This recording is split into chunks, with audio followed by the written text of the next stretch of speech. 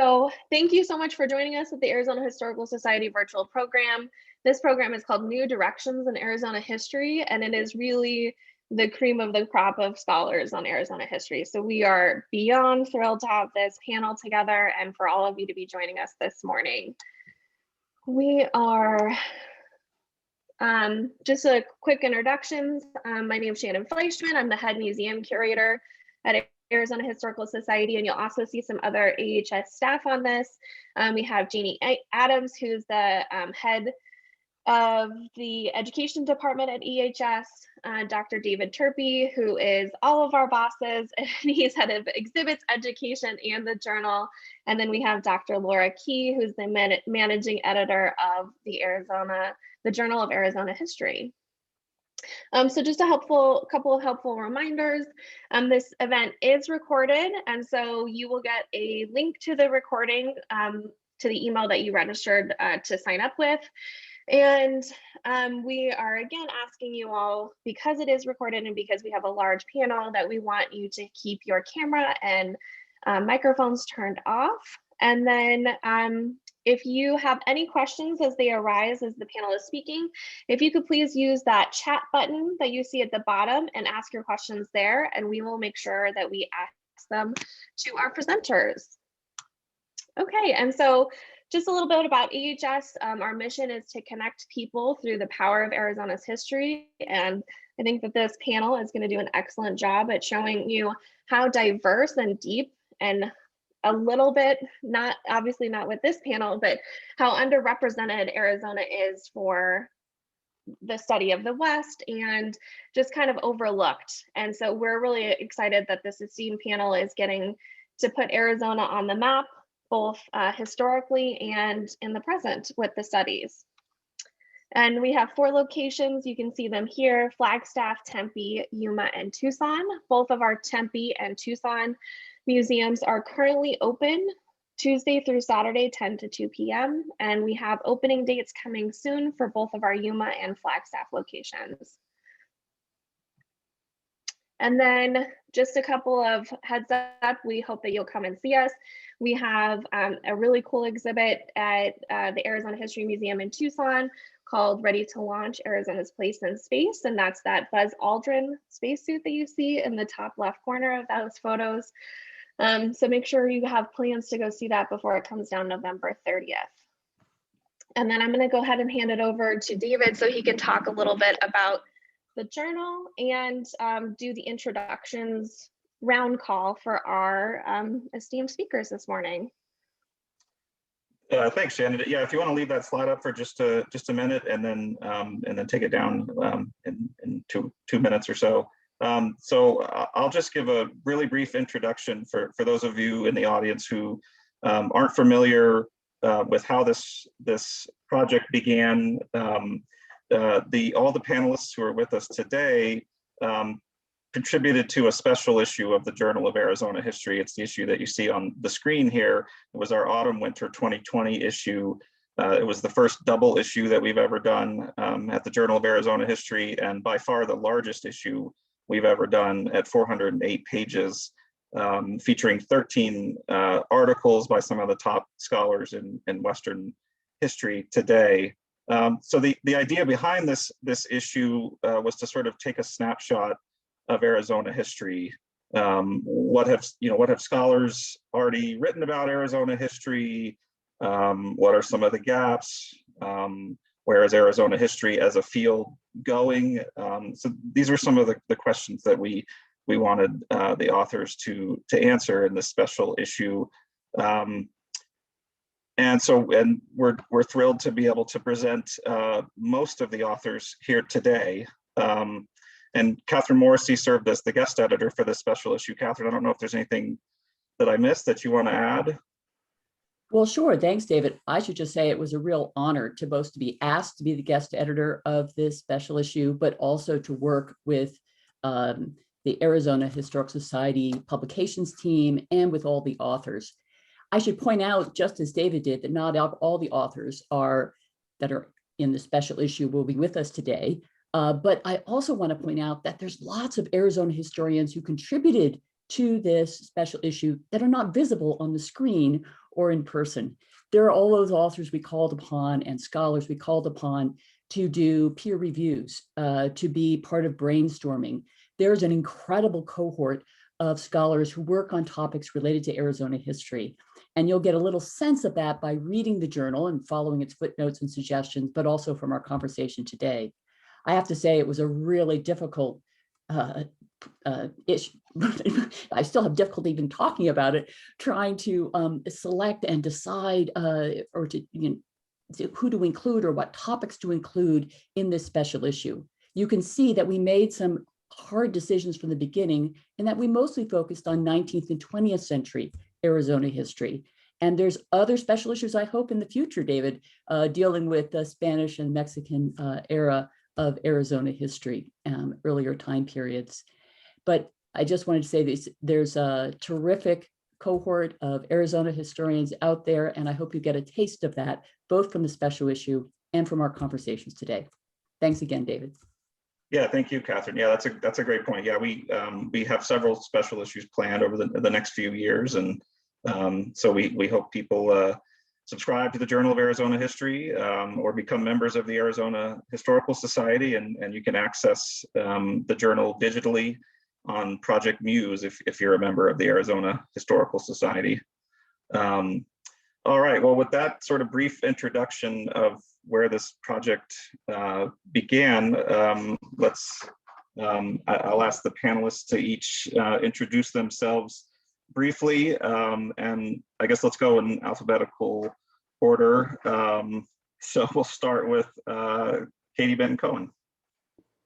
That was uncool. That was merely an accident of birth. Hi, I'm Katie Benton-Cohen. I'm a professor of history at Georgetown University in DC. We're just introducing, right? We're not talking content because that's pretty much. I'm the author of two books. One's about Arizona. I'm in a hotel room with really ugly art, just so we're clear on that. But that's really all I have to report right now. And you're from Arizona? Yeah, I'm from Arizona. Yes, I'm from Tempe. And my grandfather was born in Douglas and grew up in Nogales, and then lived most of his life in El Paso. All right, thank you, Katie. Next up, Flannery Burke. I'm Flannery Burke. I'm an associate professor in American Studies and History at St. Louis University in St. Louis. And I am not from Arizona, I'm from New Mexico, but people regularly confuse those two around here. Most recently, in the past week, my dean asked if I would be returning home to Arizona, and I said no. All right, thanks, Flannery. Maurice Crandall. Hi, I'm Maurice Crandall. I'm an assistant professor of Native American and Indigenous Studies at Dartmouth College. I'm a member of the Yavapai Apache Nation and from Arizona, town of Clarkdale. And I am interested in primarily Indigenous history and focusing on Arizona Indigenous peoples these days. Great, thank you, Maurice. All right, next up is Thomas Finger. Hi, everyone. Tom Finger. I'm an environmental historian, assistant professor at Northern Arizona University. I am not a native Arizonan, nor do I actually really identify as an Arizona historian, but I've lived a large chunk of my life in Arizona, over 10 years combined in Tucson and Flagstaff. I'm raising an Arizonan as a son. But I've been paying attention a lot to Arizona history. I consider myself a very interested slight outsider on the panel and looking forward to learning from everyone. Thanks. Thanks, Tom. All right, next up is Priscilla Martinez. Hello, everyone. My name is Priscilla Martinez. I'm a PhD candidate at the University of California at Santa Cruz. I am not from Arizona, but from Texas, where I am right now. But Arizona people always hold a special place in my heart because I never understood what a dry heat was until I lived in Tucson and Phoenix for a couple of years, and my Latina curl flourished. And I went back to Texas, like Laura was mentioning earlier, it just chaos. But I I got involved with Arizona history through my advisor, Dr. Grace Daniel Delgado, who was also the co-author to our article. We did a lot of work with Tucson's Chinese Cultural Center with oral histories. And Tucson will always hold a special place in my heart, and I really hope to get back there someday. Thank you. Thanks, Priscilla. All right, next we have Catherine Massoff. Hi, everyone. Catherine Massoff. I'm at the University of New Mexico, and I'm a historian of Arizona and New Mexico, and I kind of come to the history of the region by looking at the era of annexation. So I don't see Arizona and New Mexico as separate as much as the states today hate themselves and hate each other. I come together with looking at Arizona and New Mexico as the Spanish, the Mexican past that then becomes the United States. Great, thank you, Catherine. All right, next we have Eric Meeks. Hi, good morning, everybody, or afternoon, depending on where you are. Yeah, I'm a Phoenix native. Grew up among the citrus fields of north central Phoenix. Spent 8 years in Austin before I got hired back to Arizona. So I'm now at Northern Arizona University, associate professor here. Have in the past focused largely on the history of race and labor, particularly among the indigenous population and the population of ethnic Mexicans. Though I'm currently looking at a much bigger history, working on a history of the US-Mexican borderlands from the late colonial period to the present. And it probably will be finished someday. That's all I can tell you. All right, thanks, Eric. Next we have Catherine Morrissey. Sure, hello again. I'm Catherine Morrissey. I'm an associate professor of history at the University of Arizona. And I think by Arizona reckoning, since I've lived here from the 1990s, I'm almost a native. Okay, maybe my California roots will show now and again. My own work has focused on a variety of topics related to Arizona history, has been picturing Arizona, border spaces, and a current project dealing with the US-Mexico border, photographic visualizations of the border. Thanks. Thanks, Catherine. All right, next up we have Andrew Needham. There's so many M's. I kept kind of waiting, and then there's just another M. I'm Andrew Needham. I'm an associate professor at New York University, and I'm also not from Arizona. I'm from Wisconsin, but judging from the number of my parents' friends that are moving to Arizona, I think that makes me almost a vicarious Arizonan. I write about the environment and energy and indigenous history and urban history kind of all together. And I've written in the past about kind of Phoenix and its post-war energy use. And I'll just quickly promote an edited book where I'm the editor, where Maurice and Jennifer Dennett-Dale, who can't join us today, are two of the authors, called Indian Cities, Histories of Indigenous Urbanization, that's coming out in hopefully the fall, but it might be the spring. Everyone here has turned their essays back into me. So everyone, I'm very happy with everyone on this call. We got a question, a comment in the chat asking you to repeat the title of that book.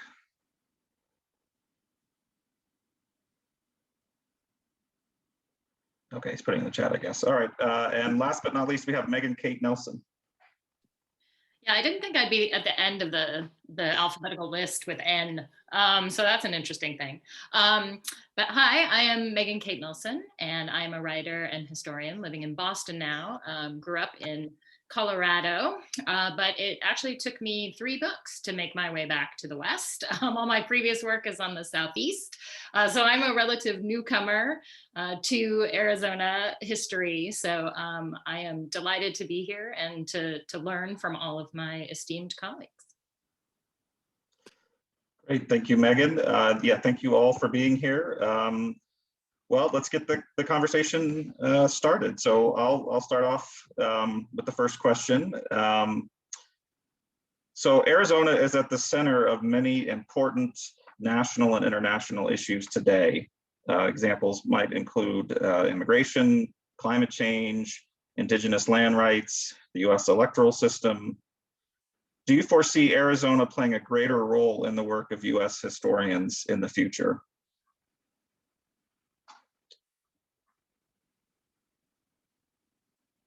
Catherine? I'll start us off. Why not? I think it's always interesting to think about the ways in which the present or present circumstances influences our investigations of the past. I don't think there's any historian who would deny that we are influenced by what's going on in our present day. And I do think that Arizona has become or has long been a bellwether, or to use another appropriate metaphor for the state would be the canary in the mines on a number of issues, including the ones that you identified. The other thing that's been striking to me is how a new generation of historians have been strongly influenced by particular events in Arizona's political history. I don't know about the rest of you, but I teach, since I teach at the University of Arizona and teach courses in the history of Arizona in the Southwest and related topics, I have a lot of students who are just now coming into undergraduate and graduate school who were in high school or in middle school when SB 1070 and the SB bill that targeted the teaching of ethnic studies in Tucson came through and really politicized them in a particular way about their own history. And so I've been struck by the greater role that a new generation of scholars are going to play in thinking about Arizona history. Again, watching the way their own personal experiences are shaping the way they study the past. I don't know about the rest of you, whether you have similar experiences.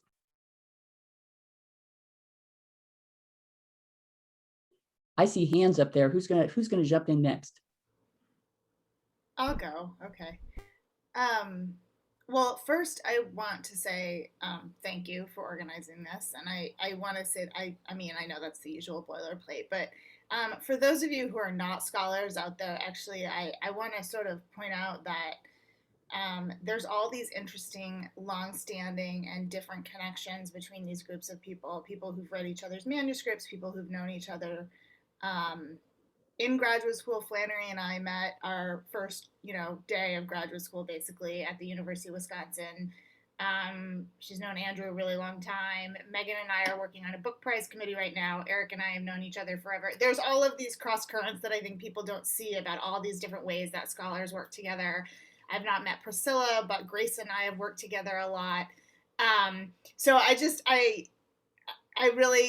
think I first met Catherine at a Mining History Association meeting in like 1996 or something, a really long time ago in Bisbee. So I first want to say to everyone, like, that's kind of how these things work. We don't actually, there's this idea that scholars just like write alone in a room. God, I wish that were true. Having just survived 15 months of the pandemic with children at home, that's actually, I don't write and I'm not in a room alone. But even when we do that, when that mythical unicorn occurs, we are reading each other's work and interacting with one another. So I want to put that out there. With regard to the question of whether Arizona will become more prominent, actually, so I wrote a little bit about that in my article, but I just had a new thought actually while Catherine was talking, which is that, so one thing is demographic. A lot more people live in Arizona than they did when I was a kid, and they are mostly transplants from the rest of the United States or from Latin America, and therefore there is a much larger network, just demographically, network of people who have some familiarity with Arizona. Most of them, by the way, do not attend Georgetown, but that's another story. But so I think that there's just kind of a numbers game, that Arizona is more prominent because it is larger in population than it used to be, and it has been populated by people who have networks outside of the region. So I think that's part of it. But that wasn't the insight that I had. That's pretty basic. Maybe this one's basic too. But as Catherine was speaking, I was actually thinking about another thing, which is that much of the history that we now want to talk about with regard to Arizona history is the kind of history, for example, you opened with SB 1070, Andrew writes, and others about indigenous environmental history. It is the kind of histories that 2 or 3 generations of scholars, and not just scholars, but activists and scholar activists, have argued need to be central to the study of US history. And that includes borderlands history more generally, but also all of these things we're talking about, right? Migration, ethnicity, labor, rise of neoliberalism. And so in that sense, Arizona, you can't really do Arizona's history without doing those things. And in some sense, I think that will push Arizona to the center, not just because Arizona has changed, which I think has actually changed less than the field of US history might have changed. And the field of US history now, I think, has more at its center a space where what a new generation of Arizona historians are talking about. So in that sense, I do think it's a canary in the not coal mine. That would be New Mexico and Colorado, but canary in the copper mine maybe. But it just occurred to me, and I think I'm rolling it out here, and I think I might be right about it. All right, Eric raised his hand.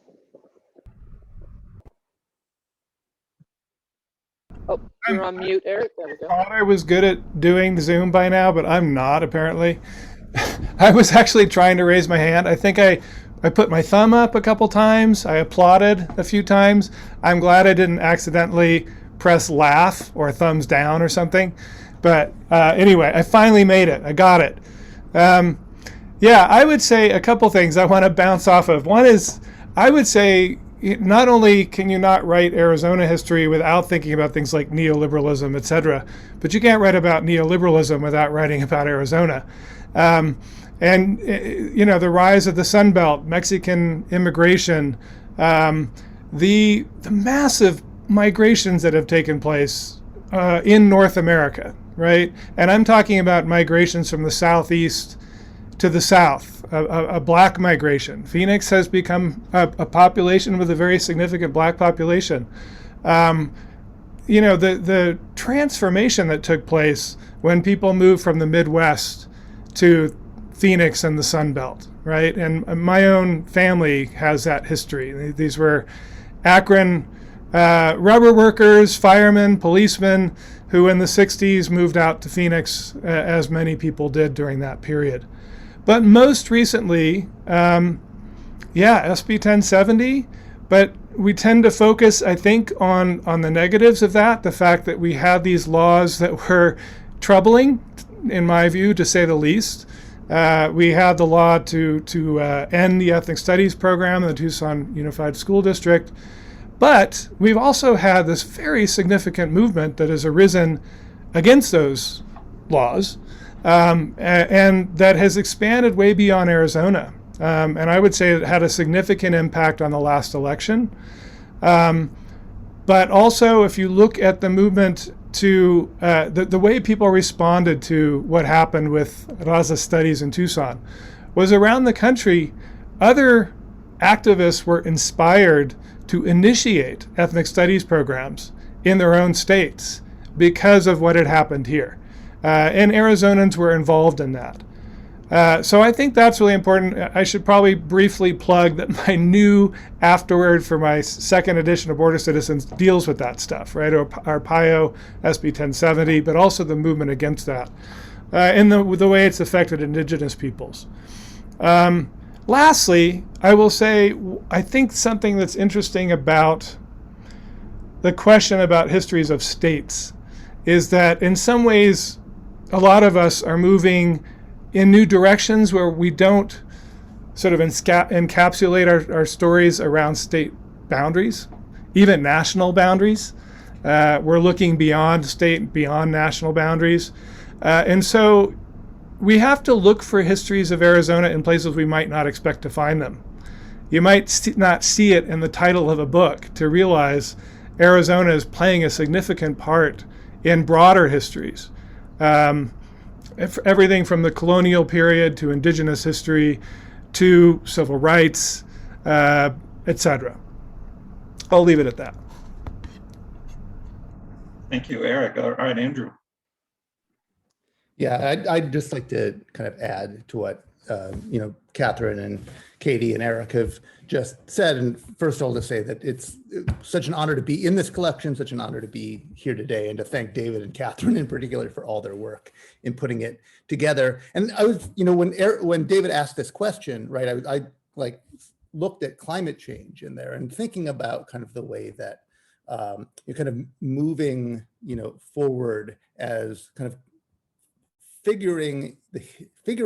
putting climate in history, right? To think of how the kind of climate change is a fundamentally historical problem, right? I mean, we live right now in a climate created, in the last few decades. People in the future are going to live in the climate that we're creating, today. And I think stories of Arizona are really going to play fundamental parts of understanding kind of how did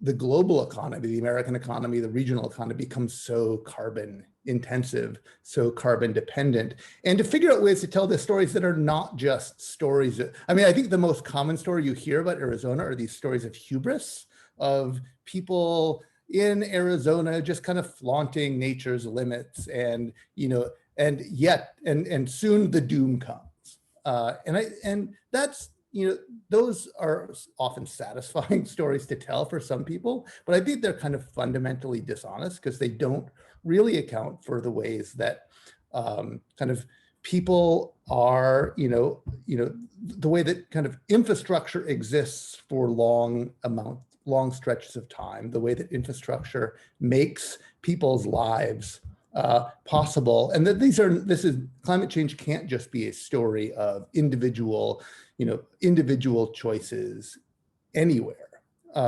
Instead, we need to think about kind of how, over time, kind of different systems have been built, systems for kind of what homes look like, where energy comes from, that have made, Arizona's economy, the nation's economy, the world's economy, increasingly carbon intensive, and the inequalities that have come out of that. I mean, in Arizona, a lot, the carbon intensification of the economy has been borne, mostly by the state's kind of indigenous population. And so, I mean, I think kind of thinking through those kinds of stories as we think about climate change. So Arizona's place in a climate change story isn't just like, oh, look, here are the people to blame. Because that's fundamentally not a useful story to tell. Great, thanks, Andrew. Megan? Yeah, I actually have it's a kind of a related question out of curiosity, because I think we've seen, even though the last, kind of 4 to 5 years have been torturous on a national level, in many ways, we've also seen kind of the emergence of historians in kind of public writing and op-eds and on NPR and TV. And I'm wondering, especially for those of you who live in Arizona, but also people not living there, are historians, like, are we seeing that on a local level, like historians achieving a voice and being able to tell these stories in mass media?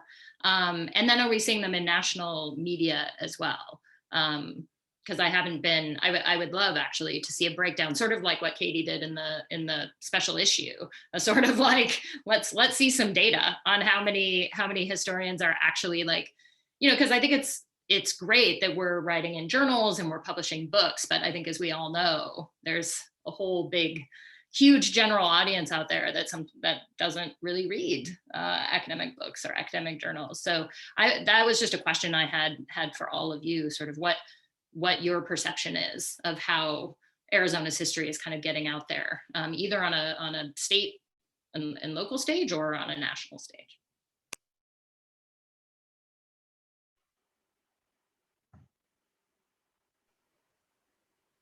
Anybody have any thoughts about that? I saw Tom's hand up. I did too, Thomas. Yeah. But I don't have something to respond directly to that. So if someone wants to respond to that, I'm happy to defer and come back and loop back. I can just jump in and kind of what Megan was saying, and it ties to David's original question. One of the ways I've seen kind of Arizona history, and I'm going to be a little bit broader, Southwestern history especially, enter into national dialogues in brand new ways, is violence against Native women and the parallels with the BLM movement, and kind of how Southern activists, especially BLM activists, are beginning to converse more with Native activists in the Southwest. And I think a few things that I have seen to kind of go along with Megan's question is I've noticed is local museums are consulting more with historians on how do we tell these histories, especially when it comes down to the removal of statues, et cetera. And so I actually do think, given the way social media has allowed certain events that are local to become national, I do think historians will become part of more of these conversations. I mean, here at UNM, right, reinterpreting certain murals, right, on campus, and they're turning to local faculty or historians to have those discussions. And I think it's a moment in history where we have to leave our ivory tower and begin engaging in community engagement and working with these institutions, just like the activists are reaching out across their regional boundaries.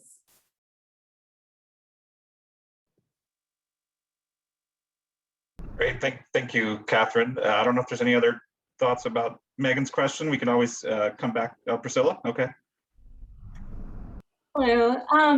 Yeah, I think I echo a lot of Catherine's kind of what Catherine just said about communities being more engaged. So like in the article that Dr. Delgado and I wrote, it was kind of looking beyond the kind of border spectacle of what is the Arizona borderlands or Arizona Sonora borderlands and what that means in terms of like politics and immigration and things like that.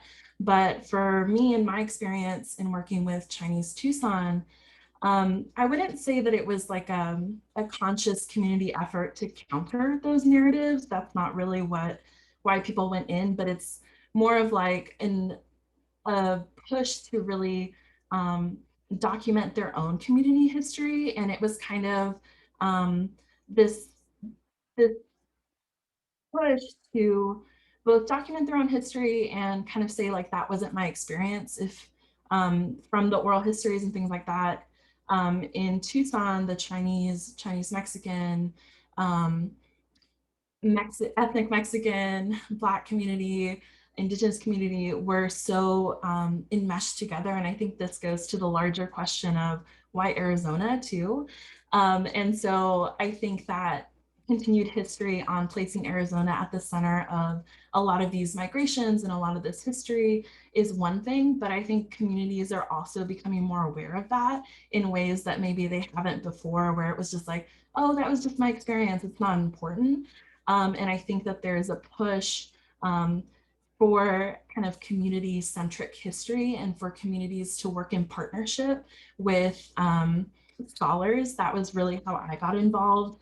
This community really wanted to document their history, but they also wanted control of their history in a sense that hasn't really been encouraged before. And it was kind of like a partnership effort. And so I think that I saw a lot of that on the ground and in Tucson because we had, folks from local Indigenous communities, the Black community, come up to me and they're like, I want an oral history project. I want a community project. We have so many stories that are just untold and kind of left to the margins and could be lost to history, but they're important because they explain why, sites like Arizona, sites like Tucson are such important parts in these larger histories and why, Eric was talking about earlier, that it's not just the kind of what it means for public policy, but what it means for local communities too. And so I think that I definitely saw that on the ground, and I definitely saw this push to work in tandem with scholars in ways that maybe they hadn't considered before or were afraid to or were hesitant, especially for ethnic communities, to work with institutions again. So that was kind of my 2 cents on that. Great, thank you, Priscilla. All right, I think I have the order. I think it's Tom, Flannery, Eric, and then Katie. So we'll start with Tom. Yeah, no, as listening to everyone, and this of course is a point that many on this panel have made in other publications, but it seems like this publication, our panelists are at a moment where essentially Arizona history is becoming more embedded in the communities that it is discussing. It is embedded in the process of climate change. And I think that is really exciting.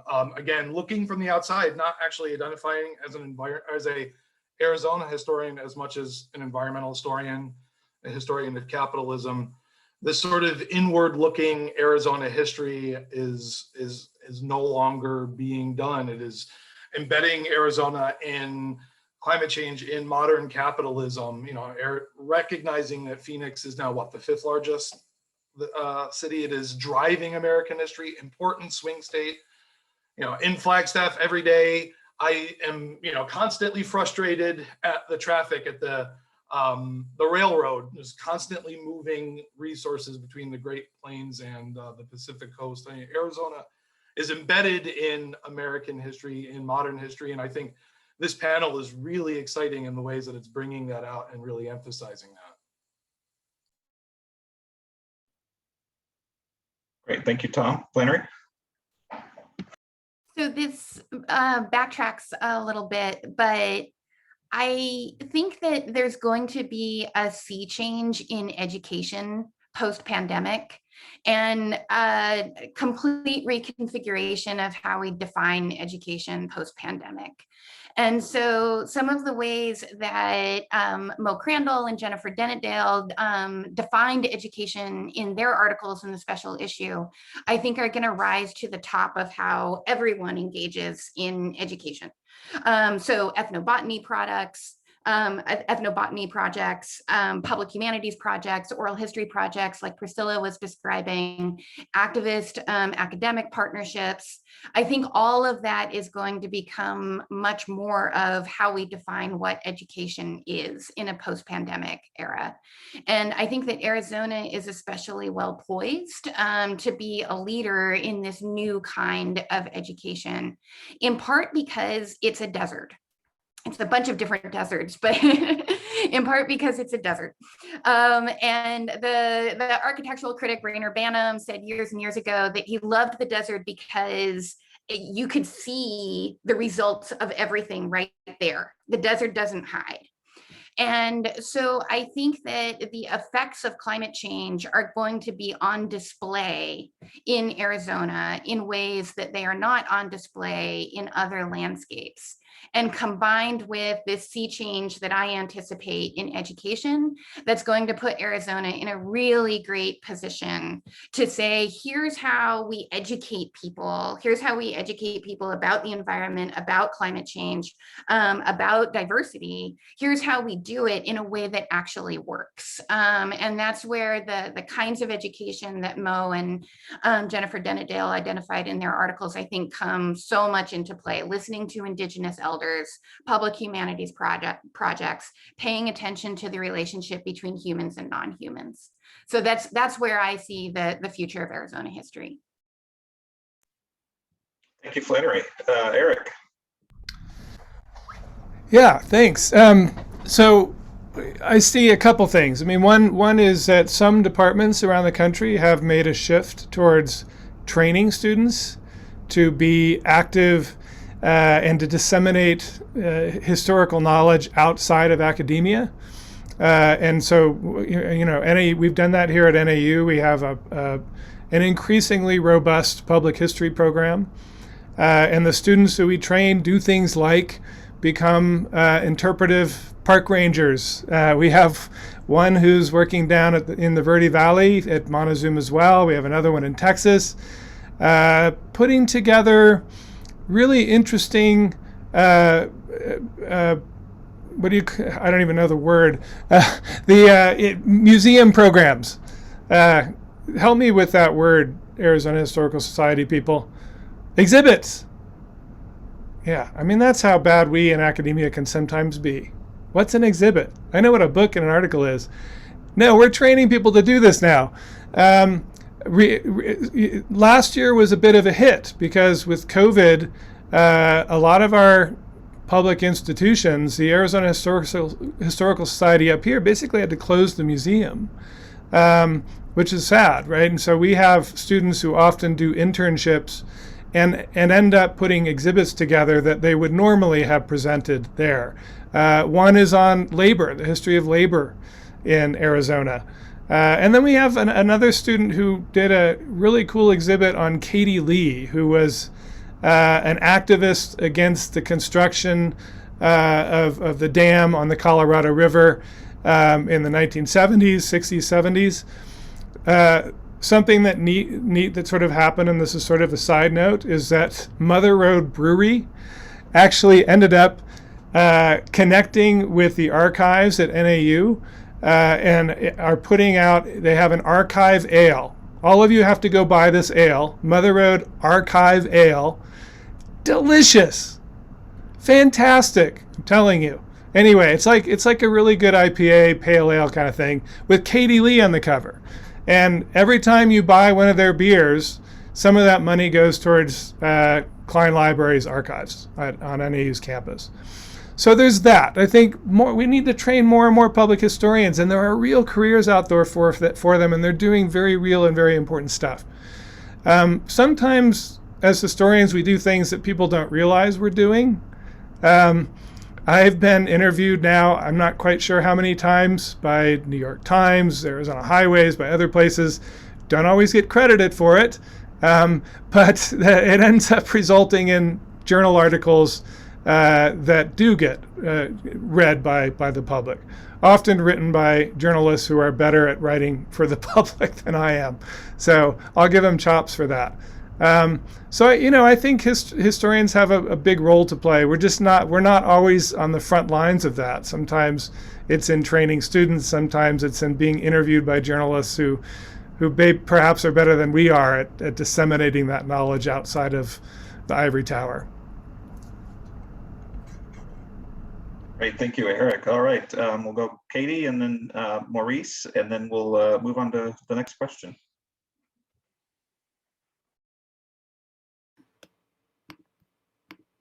So I'm actually really pleased with the direction that this conversation went, because I've been thinking a lot about, or in response, the conversation around Megan's question. I've been thinking a lot about, why don't I write more op-eds? And I know part of it is that it's like it's very stressful for me to write for the public for both psychological and actual contextual reasons, when you're barely keeping the plates in the air.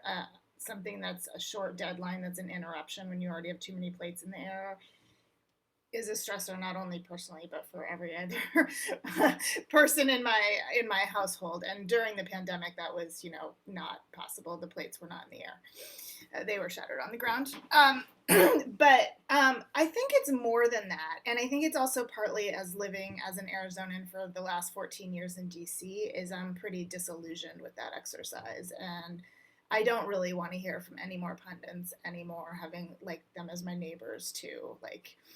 I'd much prefer the kinds of op-eds we're talking about that are actually experts writing on a specific thing that's their expertise. What I'm really done with is columnists. And that's a whole other, okay. But what I want to say is, as a result, I was trying to wrestle with, what should I do? What should I do? And how do I feel? And there's a couple things I do feel I'd like to write about. For example, the Zyklon B thing, I don't even want to get into right now. That is Arizona's latest foray into the national and international media about reintroducing for lethal gas death penalty in Arizona. But everything you all said is so much more impactful, I think, a word I hate, but there it is, than just op-eds, right? And they have a role, and I've done them, and I will do more of them. But I feel like I'm so pleased that this conversation turned into how we contribute to public humanities projects and how we contribute to education projects. I feel like in the times that middle school and high school teachers have transformed my first book, Borderline Americans, into school curricula, that nothing could mean more to me. That's top level. So I'm really glad at all the different ways that we're talking about this. And somebody else I wanted to mention is Nancy Godoy, who's the Chicano Collection curator at ASU, is doing all kinds of really interesting digital archive, community archive work. And that's another way that we just engage in really important ways. And I mean, I'm preaching to the choir here of my friends who teach in Arizona universities, but I can tell you, when I go onto Arizona state campuses, all of them, they're so much more diverse than a lot of spaces where I operate. And the more diverse that the education system is in Arizona, the better the outcomes of the kinds of history that we're talking about. So like that's very heartening for me in that sense. I do want to add one content note for the things that we mentioned that is something I kind of learned really recently. And part of my reason here is to let everyone know I'm writing a book on the history of Phelps Dodge, which I guarantee will tie Arizona to some of the most common and important and central themes in US history. And I hope ways that will very much enlighten unknowing Northeastern publics. But in the 1960s, Phelps Dodge funded a large series of Arizona history documentaries, 1-hour features in Arizona public television in PBS. And I think that those actually set the standard, having started learning Arizona history in the late 1970s in the public schools. They were that kind of classic tourist, condescending, they celebrated Arizona Native Americans, but as this kind of like, you know, primitive past. You could see, I'm looking at Flannery here, like who's the expert on this about New Mexico, or one of the experts. But, you know, it was also like, and we have progress now, and, you know, modern industry. But I think those are really interesting. That's also, you know, that ship has sailed. That's not a narrative that is central to any particular corporate or private entity in the same way anymore. And so I think that that's part of the change. And I'm just, again, y'all are giving me a chance to think new ideas. So this is good. Thank you. Thanks, Katie. Maurice? Sure. One of the things, and kind of referring back to Megan's question and Katie's comment was a good segue. Just because we're asked to comment on something or write an op-ed doesn't mean we should. And I would hope that we were all maybe a little more judicious on what we undertake. I mean, I get as many requests as anyone because you know, it's like, okay, we have a Native American issue, we want a Native scholar, and where's the place that is known for Native studies? Dartmouth. Okay, and so I get these requests, and a lot of times I turn them down because it's just because I'm a Native person and a historian and I work at the institution I do doesn't mean I have any reason that I should be the one commenting on that. And then the other thing I wanted to say is we need to make sure that when we do, you know, when we do talk to a reporter from the New York Times or whatever publication it is, that what we're conveying aligns with the values of the community we're speaking for, because a lot of times that community isn't interested in an op-ed. They don't care about coverage in a paper. The work we could do will be much more meaningful if it is something that originates in that community. And as scholars, you know, it's like myself, I think I'm approaching tenure, and so like everything is okay, or my publication's good, or what, you know, do I have the list? And we need to be okay with our work being invisible, like Eric said. And you know, like I work with my tribe's cultural center pretty frequently, and a lot of times it's, hey, we know that there's a set of anthropological papers in this library, will you help us get them? That doesn't translate on a CV, but it's more important than any work I could do as an op-ed writer or anything like that. And so I just think that public facing work is important, but we also need to think about the reasons, the quality, and the meaning of the public facing work we do, and not just do it for the sake of saying, yeah, we're doing public facing work and that's really important. There's a lot more to consider in that. Thank you, Dr. Crandall. I think I'm going to ask a different question now, and we'll go off on that one. What would you say are some of the major gaps in our knowledge of Arizona history that you see in your field?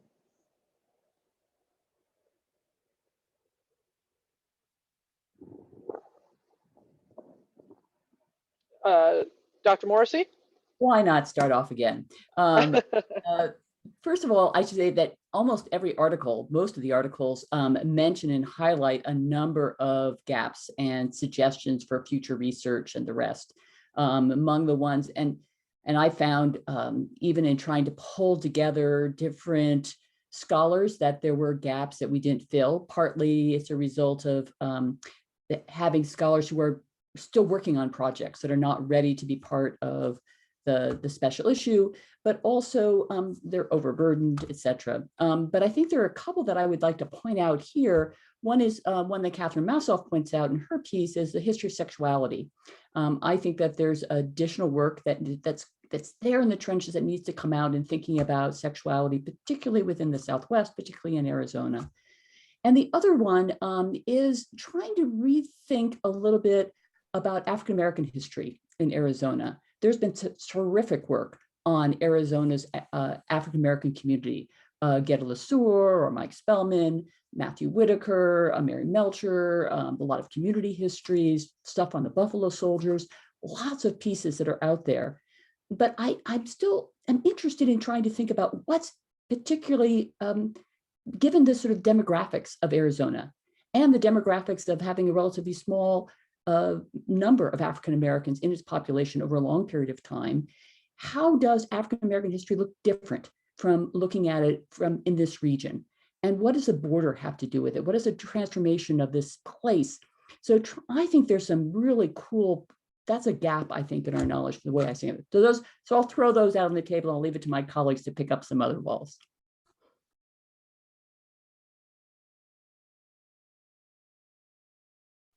Dr. Massoff?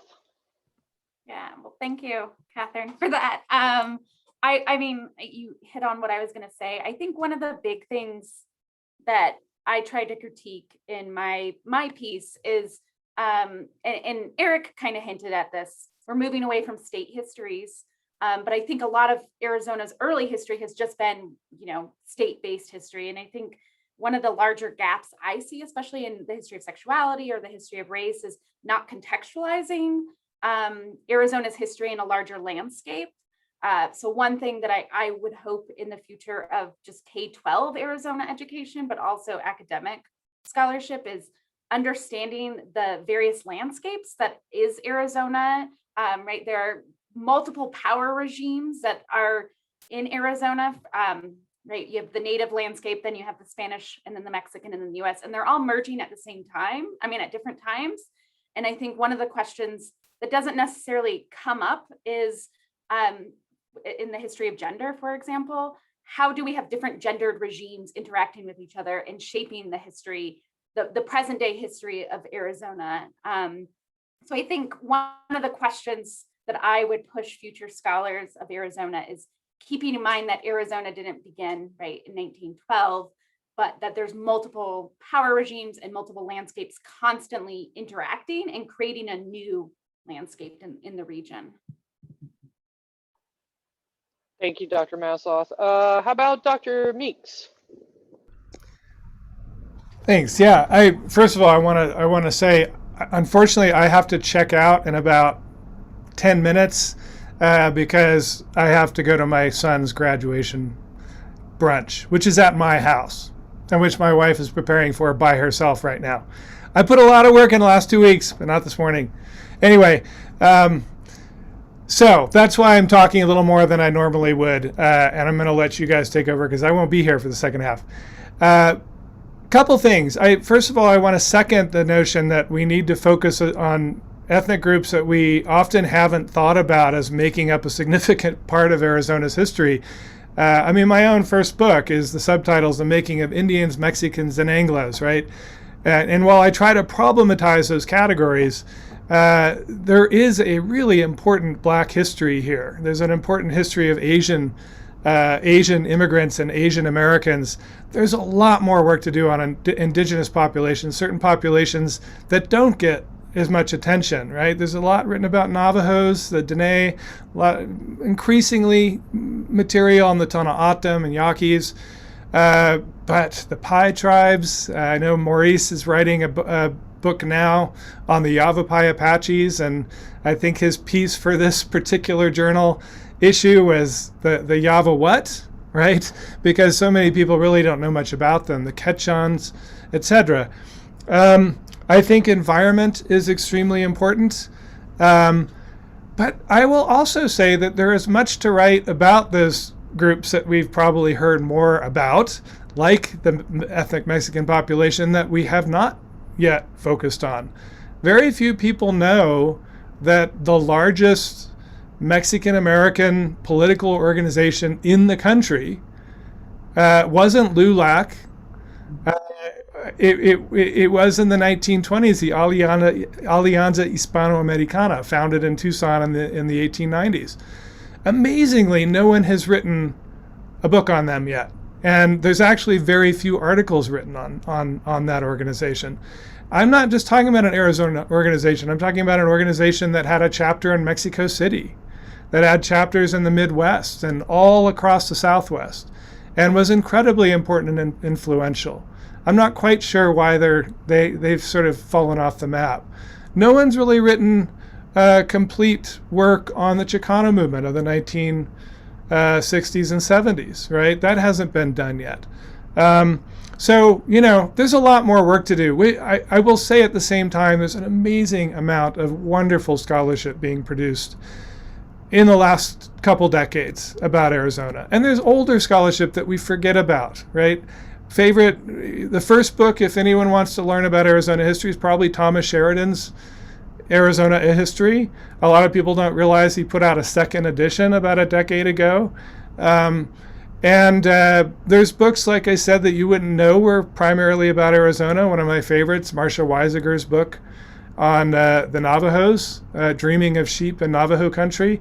Fantastic combination of ecological and indigenous history in a way that I think is better than most of what I've seen. So anyway, finding out what's out there, what has been written, what we're sometimes not aware that has been written, is probably important too. And that's probably my final word for today. I'm going to listen for a few more minutes, and then I got to go prove to my son that I love him. Thank you, Dr. Meeks. And for my own research, I totally agree with you about Alianza. It's fascinating of why there has not been a book written about that, because they're a fascinating organization and incredibly important to civil rights here in Arizona and Mexican Americans. Now, Dr. Needham. And thank you, Dr. Meeks. I'm sure your son loves you, Eric. I have two things that I think. One is a very small thing that I've always been curious about. The big project that I would really love to see someone take on is who built modern Arizona. I mean, you look at Arizona having this enormous growth rate since World War II, and there's now a kind of substantial amount of scholarship on what does that mean about neoliberalism and capitalism and everything. We know almost nothing about the people who did the work to build all of these suburbs, what that work looked like, how it changed over time, how it maps onto anti-immigration politics in Arizona, and it maps on, I think, I think it will map on in very interesting and telling ways about who's doing the work and then who's being kind of excluded. So kind of, just simply the labor history of modern Arizona is something that screams out for kind of more scholarship, just given the amount of work kind of embedded, in the transformation of the state over the past 50 to 60 years. The very small project that I've always been curious about is that the Honorable Elijah Muhammad, the leader of the Nation of Islam, moves to Phoenix in the early 1960s. And I've just been always kind of fascinated to know about the, kind of how to think through Barry Goldwater and Elijah Muhammad kind of occupying the same space and time. I actually had a grad student once who went by and photographed the house that he lived in, which he bought from the band leader Louis Jordan. And it has Islamic crescents still on the outside.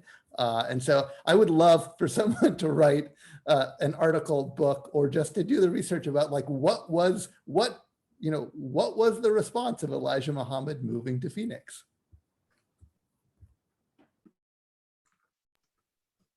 Thank you. Absolutely. All right, Dr. Crandall. One gap in the scholarship that I think is starting to be addressed more and is growing, and hearing that there's a book coming on Phelps Dodge is really personally interesting, being from the Verde Valley and the huge footprint. But I think work that challenges the idea of Arizona as industrial only in the post-war period. That my piece in the volume that Andrew mentioned earlier is that Arizona was industrializing and urbanizing long before the post-war period, and if not for collapse of international copper market, would Bisbee or Jerome or Miami be on something close to the footing of Phoenix or an urban center like that? And so, like Clarkdale, where I'm from, it's the first model company town in the United States, and in the 19 teens had more electric ranges than anywhere in the United States. So just that idea of that I've always kind of wanted to challenge, because I hearing the stories from my grandparents and working at places like the smelter and the mines, that these are industrial centers, and sort of the idea of industrialization in Arizona predating the war.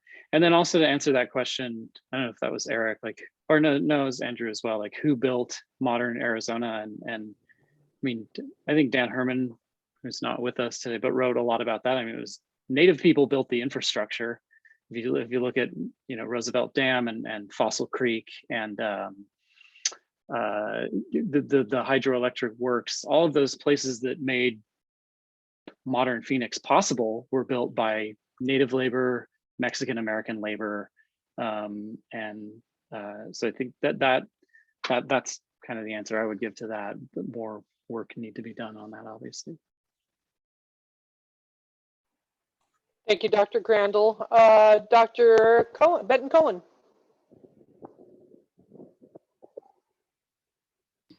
So I got really into the chat and I kind of lost my train of thought, but going back all the way to the beginning there on gender regimes in Arizona, I'm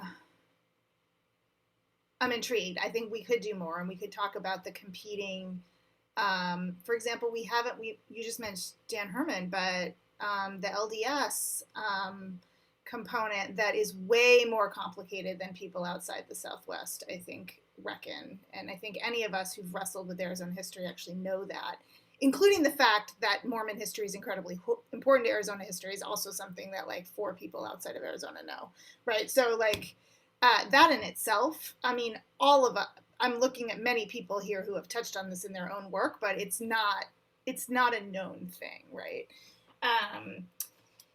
More on that about gender regimes too. I think there's still like stuff to figure out about sexuality and identity that is complicated in the West and works differently for actually some kind of cliched reasons about freedom in the West, I think, than in other parts of the United States and less established institutions.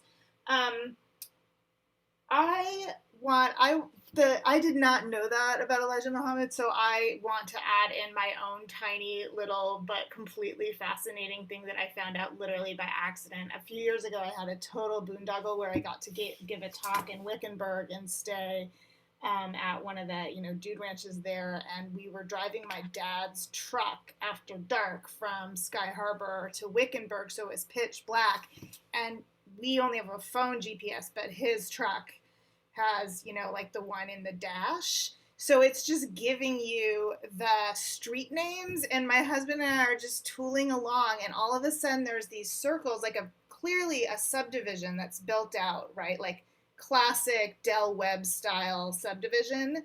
But the names that pop up are like Emma Goldman, Leon Trotsky, and we're like, what the? I was like, is it broken? Like, is there like an anarchist in the machine? Like, we almost like crossed the center line out of shock.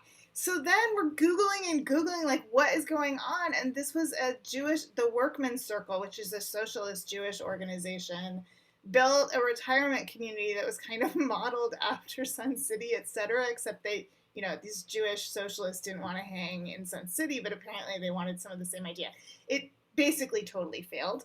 And it's totally not important, but it is probably the weirdest thing I've ever found in Arizona. And my husband's mother's side were all Workmen's Circle members, and his grandparents on her side are actually buried in a Workmen's Circle cemetery next to an Orthodox Jewish cemetery in Akron, Ohio. So for us, it had like a special meaning of like, how is this even possible? But it also, to me, like conveyed the wide appeal of the very inexpensive working class. These are people that are explicitly working class retirement community. So that's my tiny like fun facts about Arizona that I would love to see more of. And there's nothing on it. Like I had to go into like page 3 of Google to even find anyone who wrote anything, and it was just like someone on Reddit whose grandson knew about it. It's like not, it's on the radar screen, but that's it.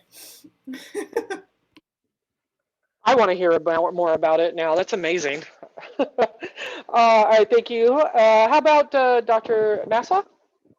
Yeah, I just wanted to piggyback off of what Andrew and Mo said about infrastructure and kind of push it even further back to early 19th century history. And then, I mean, let's consider, right, indigenous enslaved populations built certain buildings in Tucson, right? And also just thinking about the community of, and this is actually one of the questions David gave us about, Wyatt Earp and rethinking history. And I was thinking, well, like a lot of people don't consider what are the women standing next to these men, right? Jack Swilling's wife, for example, Trinidad Escalante Swilling, right? She helped literally build the ranch. In addition, at NAU, there's the Barrios oral history collection that, right, has documentation, oral histories about the Mexican community in Flagstaff. And I think kind of beginning to maybe move away just from, city leaders, but also community founders and community members. The Arizona Historical Society, right, has the oral history index. While they're not recent oral histories, but they're 19th century oral histories that allow us to understand community foundations. I think that's another way we can extend this discussion of infrastructure, is move it into, okay, how did we even get Phoenix, right? How did we even get Tucson? And these communities, who built them? Literally, quite literally, there's an oral history in the Arizona Historical Society in Tucson about women carrying bricks, moving the church from old Tucson to where the new church is going to be. And these are not things that I think become part of the popular narrative, but I do think need to be part of it. Thank you, Dr. Massoff. All right, one more question, then we'll move on to the next one. Priscilla? Yes, I was just getting so excited from this conversation, and to just jump off of what Dr. Massoff was saying. I would love to see historians of Arizona utilize oral histories a lot more in community oral histories. I think that there's still kind of like a hesitancy to use community oral histories because there's some kind of idea that it's a little bit less than or less rigorous than kind of academic run oral histories. But there is so much out there, and most communities have taken the time to collect those stories, and they might not be in the like kind of academic format that we have, but that's our job as historians, to tease out those stories and to place those histories in their context. And I think that that's something I would love to see. Arizona has so much, but we need to figure out a way to maybe work with historical societies and museums to get those out there and that data out there, those abstracts, things like that, so that historians can start utilizing, because there's so much out there. So I would love to see community oral histories folded into a lot of the scholarship. And then kind of a little bit tangential, but going to what others have said on this topic, one thing that I think I would really like to see with Arizona, and I didn't mention this before, but a lot of my own work and dissertation work is about decentering land as kind of this borderlands context and looking at waterscapes. And I would love to see Arizona folded more so into the Mexican Pacific side of things. The Arizona is such like, because it's the desert, I think it's just so land centric in the ways that historians talk about it. But for me, I'm using indigenous waterscapes as a way to really look at the region as ancestral homelands and looking at the ways in which both the US and Mexican nation states try to quote unquote tame that land, but are so unsuccessful because they don't know the region. And because of that, everything was just so halted in terms of colonization efforts. But Arizona is such a big part of the Mexican Pacific network that I would really like to see that pop up more. And when we're talking about you know, infrastructure and the building and those water treaties and how water is managed in Arizona, I think sometimes gets overshadowed by a lot of the Imperial Valley stuff, even though it's very much a part of that story. And all of that water stuff has such huge implications for what later becomes the kind of tightening of the border issues on immigration and things like that comes from water policy and how they're starting to delineate, you know, those waterscapes. So those are kind of some things that I really see as, and there is scholarship moving towards that. And I'm very excited to see how that can reorient Arizona so much like further into these kind of center of these Trans-Pacific networks, these Mexican Pacific international networks. So yeah, those are two things that I'm really excited for in the future, and I see it on the horizon. So I just wanted to add that. This is all great, and I just have to do one more. Dr. Finger? Yeah, boy, that was awesome response there, Priscilla. Thank you. I would also just like to add in terms of like geographic coverage, you know, to sort of piggyback maybe off of Mo's response, the Verde Valley and the White Mountains, the Ponderosa Belt, which are so ecologically and geographically different than the rest of Arizona. And because of that, I think are difficult to deal with some of the traditional narratives. I would love to see a lot more work on the White Mountain Apache tribe and things like that you often don't see emphasized because they don't fit in with the water history, the urban history, the desert histories of Arizona.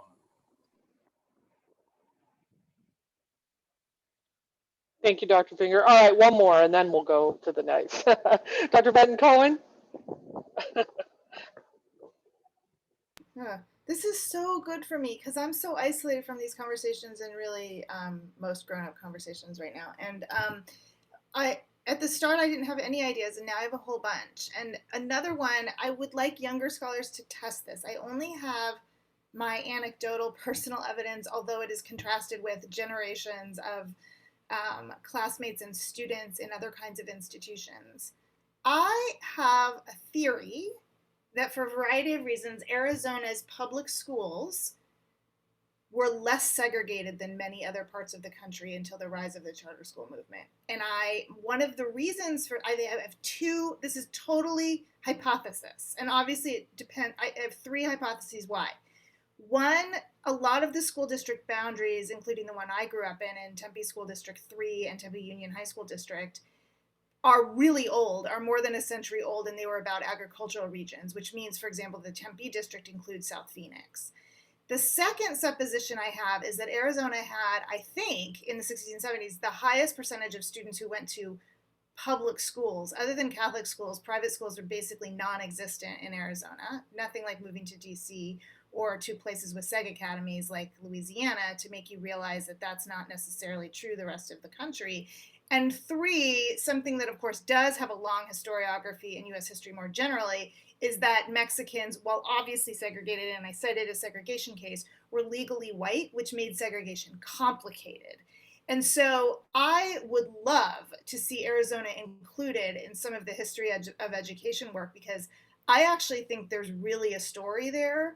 And I say that partly on my own experience, that I have had to retool how I talk about school to my students who have almost all, with a few urban exceptions, gone to schools way more segregated than I attended. And I think some of that is the 70s, right? I know that larger story that, you know, we went to school, it was not a Nirvana, but it was the most enforcement of Brown v. Board. Okay, I know that nationally, but I actually think that Arizona is an unusual case too. I mean, yeah, I could go on about that, but I think that if there's younger scholars here, please study that, because I really think there's something there. In the non-urban context as well, I mean, the high school I went to was 10 towns all going to the same high school, which included reservation, predominantly white, ranching and farming communities, and then Mexican American communities. And so there's that aspect. I mean, the Verde Valley is that way. There's one high school and everybody goes to that. So you could be from the reservation or from Cottonwood, and even Sedona was in our district until they had their own high school in the 90s. So. And to piggyback, and this ties to something that Eric Meeks actually had said, is, and it goes back to actually one of our opening comments about actually I think it was you, Katie, about demographics in Arizona. And what's really interesting is once you get that demographic shift, perhaps that's when you get more segregation. But really, right, as Arizona is still kind of demographically low, the kind of history of race in the region is extremely nebulous, right? And the history of schooling, for example, in Tucson and Phoenix, I think looks different than in places like St. Louis or Chicago. And I think that's a discussion that then needs to be placed into what's the history of race or whiteness, right, in the Southwest, because like you said, Katie, whiteness in the Southwest included Mexicans, and a lot of people, right, especially on the East Coast, don't know that, right? That's not part of their narrative. That's a great question, Katie. Great, thank you all. This has been so great, and we're running out of time. So let's move on to the next question. So historians, of course, are limited by the availability of sources. So how would you describe the state of Arizona's archives, and how can historians work with archivists to ensure we build the archival infrastructure necessary to support the work of future Arizona historians? And I'm thinking in particular with this question about the recent past. I mean, if someone wants to study the 90s or early 2000s. I've started a tradition of always speaking first, so I'll do that again. I love archives. We all love archives. And I also love archivists. I participated in the Arizona Archives Alliance here in Arizona, which is a gathering of archives. Archivists have a summit every year to sort of negotiate the conversation between historians and archivists, which are sometimes the interests of archives, the interests of historians meet some places, but other places don't. So that's one thing I would say, is having historians engaged with archivists on their own turf as well. And I think that the direction of digital archives is something that historians need to get deeply engaged with and involved with from the beginning. There is, we all believe in brick and mortar archives, at least I do, brick and mortar repositories, places to find these things, but digital archives are increasingly extending the opportunities for people to learn about what's in archives, but also participate in the creation of archives. We've mentioned the ASU Archivist Archival Project, which is both digital and brick and mortar, but also there's new directions in that way of going. I've gotten involved in a Mellon-funded project to help create a platform, an Omeka platform on border, called the Border Hub, dealing with a bunch of border archival material that is intentionally supposed to look at questions of race and ethnicity in the borderlands. So there's ways, I think, that as historians is one way we can take a role in partnering with not just with archives, but also with communities in creating those archives. And that's one of the initiatives of the grant as well. All right, I've said my opening piece. Time for you all to jump in. All right, let's start with Flannery. I'd actually just like to echo Catherine. The last time I spoke with Laura via Zoom, I was praising the Phoenix Public Library, which is where I did almost all of the research for the Sun City article that was included in the special issue. And it is an institution that I think really reflects this kind of new education that I think is going to blossom in the post-pandemic era. They have a seed library. There were social workers meeting with a variety of different people in a beautiful, gorgeously lit common area. There is an archive there, which I was using on a regular basis. There was tons of digital access. There were showers available for the unhoused population. So I was just astonished at how much education was going on in the public library for many different age groups in many different forms. And so I think that one of the best ways that historians can cooperate with archives is by casting the definition of archives broadly in the way that Catherine has just described. Great, thank you, Flannery. Tom?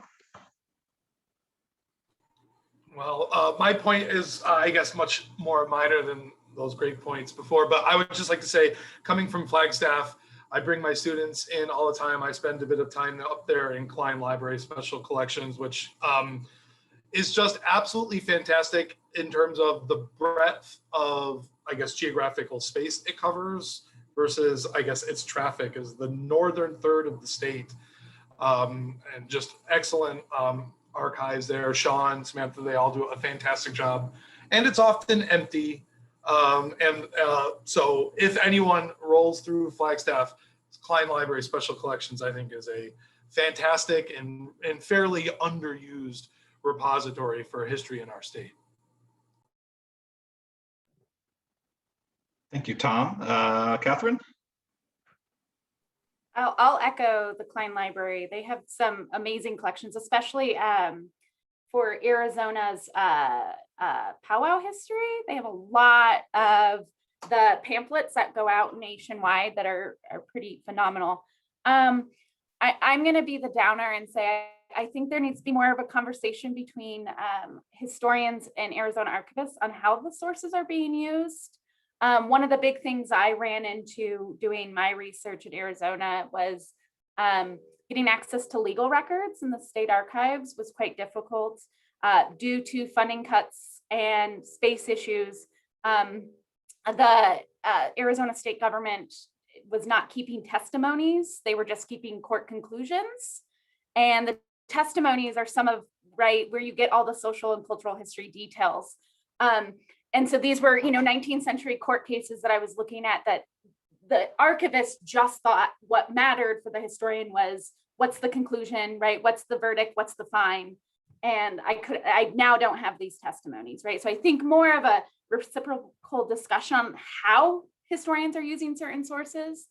And I want to piggyback off of Catherine Morrissey's comment on the importance of digital archives. And I actually think that's going to be a shift that we're going to see post-COVID is, I think, historians' work and the role of community engagement is actually becoming more accessible with Zoom things, right? We're able to attend more talks, even though we're not in Tucson or Phoenix.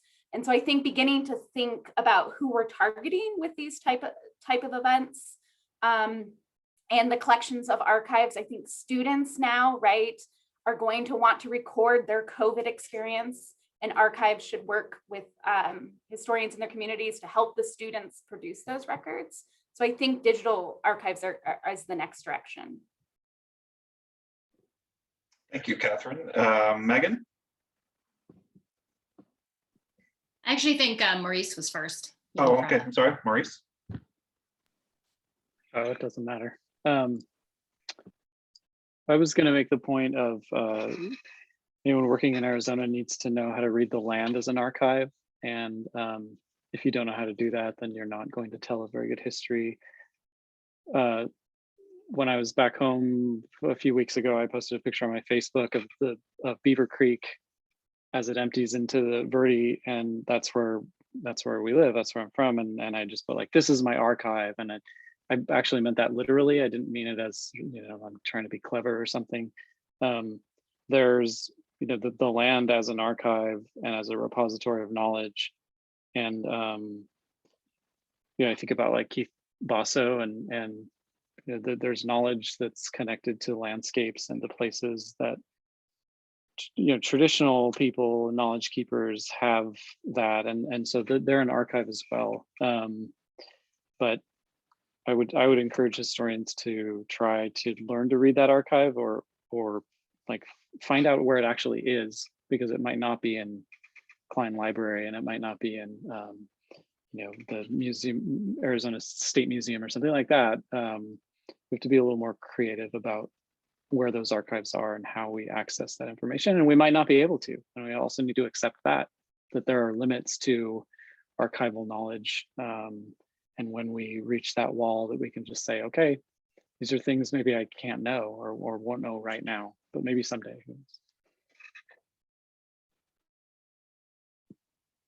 Yeah, I mean, I'm glad that you went first, because I absolutely agree. And coming from the experience of a Civil War historian who has previously done research on the Southeastern Theater, which has enormous archives and thousands upon millions of records of all different archival varieties.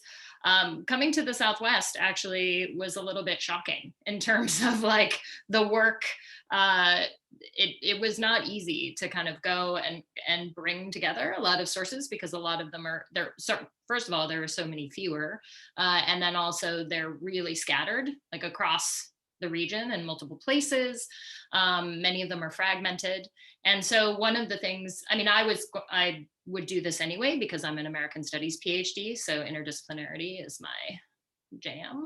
And I know that, and Catherine and Jennifer wrote about interdisciplinarity in their pieces for the special issue, and as being vital to this project. And I think you really need to do that. And so when I did my research trip for the book, I was going to archives and I was spending significant time there and trying to get as much as possible that was, that had metadata that was showing me that it was 1860s.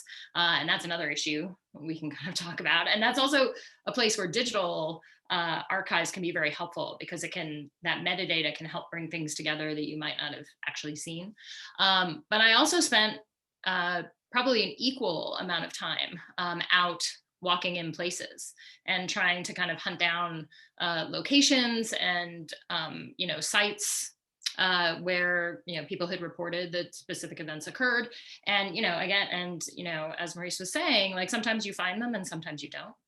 And you have to be okay with that and okay with not knowing in some cases. And then also knowing that, and I know that, given Tom's work too, the landscape changes, even if, people are not changing it overtly. And so it's always going to be somewhat different. But I think that the kind of nature of the archive, and I think many people have already pointed this out already, so I will just agree with you that this is, the archive is vast and contains multitudes of different kinds of things, of manuscript resources, of printed sources, material culture, the landscape itself, visual culture. And I really advocate for that in Civil War history. And I know in Western history, I get the sense, again, I'm a relative newcomer, and unfortunately these fields are super siloed. Like there are really a handful of people who do both Civil War and Western history at this moment in time, or have ever done it, really. And I get the sense that Western historians and Southwestern historians are much more open to interdisciplinarity. And Civil War historians I'm still trying to convince them that you can use a photograph for something other than an illustration to tell us of what someone looks like. I mean, it's a very conservative field methodologically and argumentatively. And in fact, I'm still, even though most Civil War historians have sort of embraced many of the ideas that I put forward in the Three-Cornered War, there's still widespread belief that the Southwest is marginal, that it is not part of 1860s history, should not be considered as part of it, and that you actually can leave it off the map and not really lose anything for that. So yeah, I got a little bit distracted there with that point, but just going back to the issue of archives, I really love this idea of thinking about archives really expansively, and I think that Arizona in particular is a great site for that, and we can learn a lot by doing that. Thank you, Megan. Any other thoughts on this question, or are we ready to move on to the next one? Katie? Okay. I just want to tell you something that will make you all drool with that follow-up. This person who was briefly the corporate archivist for Phelps Dodge, and I don't have any confidence that any of these records still exist or that I could get at them, just to be clear, but said that in the brief, year or so that he had carte blanche access to the Phelps Dodge private archive, which I'm sure is full of treasures. But the thing that he most lusted after was that, as some of you know, for the deportation, they hired a photographer. They took pictures, but they took pictures of everything because they were surveying the land and using the land, and they were literally surveying. And there's pictures of various vantage points in almost all of their mines and mining towns where they had a survey photographer come every year to the exact same spot for decades and take pictures from the exact same spots. And so you could basically do a flip book of a century of these landscapes. And it would be really cool. I mean, we have lots of stuff, and Catherine knows the photography archive in Arizona well. We have lots of stuff like that, but to get my hands on their own file of that and flip through it, I think would just be pretty incredible. So just an anecdote of something that's in actual archive somewhere or once was, that would be just amazing in regard to thinking about the land too. Thank you, Katie. All right, I guess we'll wrap it up with Priscilla. Yes.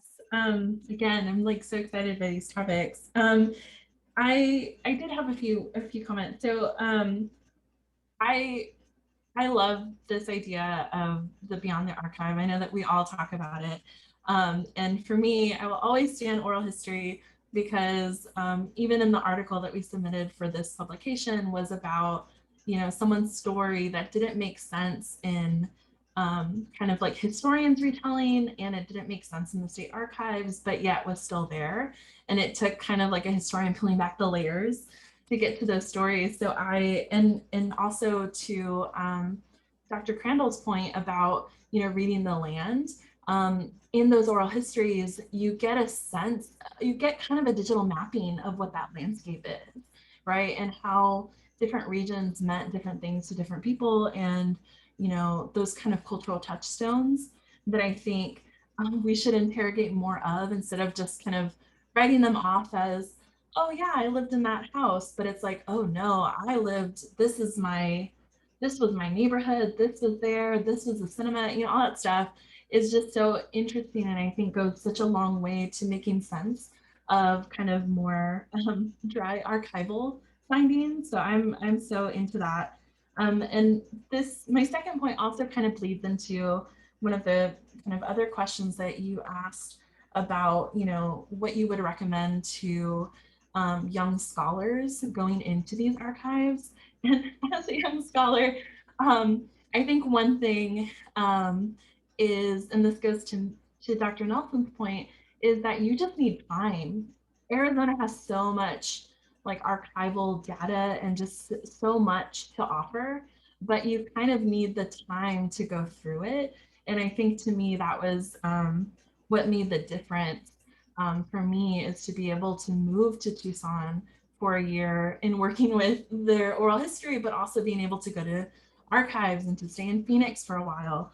I think that that's something that's getting harder as funding for research projects, funding for graduate students tightens, because some of those mini grants just don't last as long, and you can't travel the state of Arizona on $1,000, so I think that that's something to be cognizant of. And I love it when archives themselves, and I know Arizona Historical Society does this, offers fellowships to graduate students and young scholars to come and sit in residence for a while. I think that just makes such a big difference. And my last point is this conversation about archivists.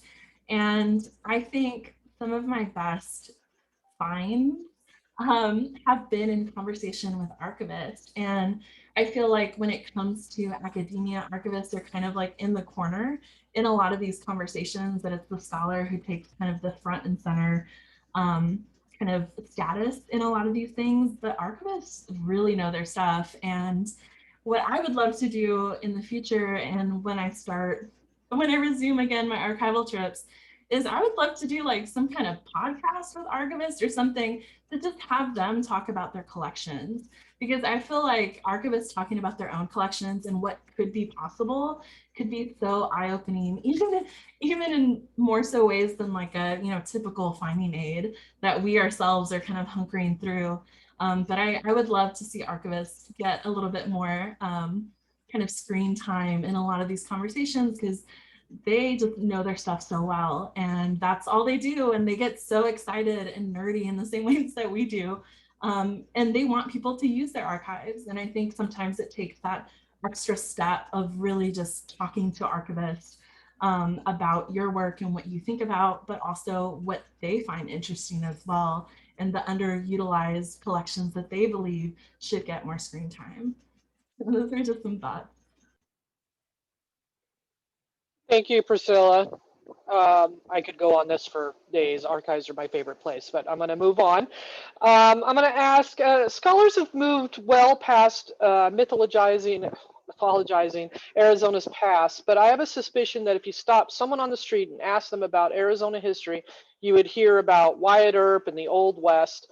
How can we shift this narrative in the popular imagination? Do I get to go first again? We might as well. This seems like it's a good point, right? Yeah. Well, when I looked at this question, I thought, oh, well, yes, of course, the cultural imaginary. We need to shift the cultural imaginary. But, I had an experience this spring in teaching my course on the history of Arizona and the Southwest. I predicated a whole class unit module on the fact that they had this cultural imaginary of the shootout at the OK Corral. It was going a little weirdly until I found out and polled them that 80% of them had never heard of the shootout at the OK Corral until my class. And these were students who had chosen to take a course on the history of Arizona and the Southwest. So I think there has been significant shifts in the cultural imaginary. That said, I think there is always this tension between a popular imaginary of Arizona's history and the way historians might frame or think about that. And in this conversation that we're having about digital connections and connections between communities and academics, that's one of the interesting conundrums for me, is how to shape a digital archives, how to shape digital storytelling in a way that is a partnership between community histories and an academic histories. And partly that's about the shift between a cultural imaginary and an academic imaginary. And I do think that state journals like the Journal of Arizona History is a great place to have those types of conversations. And I like to think that this conversation we're having here today, as well as a special issue, is part of that work together. Okay, time for you guys. Great point. All right, Dr. Burt. So I think when discussing the cultural imaginary, it's always important to ask who is doing the imagining. And I think that one of the critical ways that we can center Arizona and the Southwest more broadly is to ask what Arizonans and Southwesterners have imagined. Not just when they were imagining themselves, but when they were imagining other regions. So the book that I'm writing right now, I call Back East, and it is about how Westerners have imagined the Eastern United States. And so it flips on its head the traditional West of the imagination. And in doing that, I think it shows that Westerners had an imagination. And that is itself an extraordinary thought for many people in the Eastern United States, including many academics in the Eastern United States. So I think it changes both the cultural imaginary and the academic imaginary to say, what are Arizonans imagining? And then go from there, because then they become the subjects.